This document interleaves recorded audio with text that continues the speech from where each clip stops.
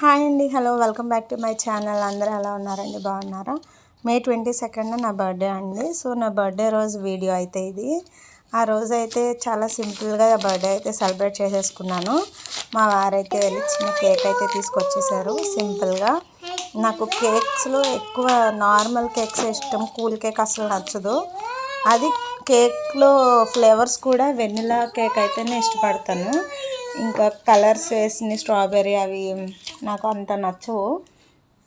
So మా వారు cake తీసుకొచ్చేసారు. మా పాప అయితే చక్కగా రెడీ అయిపోయింది క్యూట్గా. బర్త్డే క్యాప్ పెట్టేసుకొని ఆవిడదే బర్త్డే అంట.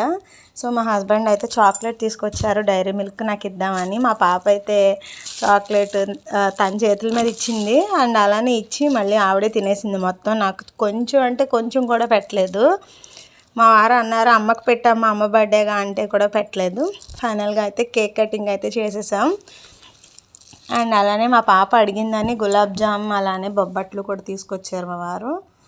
సో ఇంకా నేనైతే అవుట్ఫిట్ ఏం తీసుకోలేదండి బర్త్డేకి. ఇంట్లో ఉన్న కొత్త శారీ అయితే ఒకటి కట్టేసుకున్నాను. సమ్మర్లో కదా అంత ఇంట్రెస్ట్ అనిపించలేదు. సో ఇంకా అందుకని డ్రెస్ అయితే ఏం తీసుకోవాలి. అది ఆ ముందు రోజు మా వారు లేరు, ఊరు వెళ్ళారు వర్క్కి.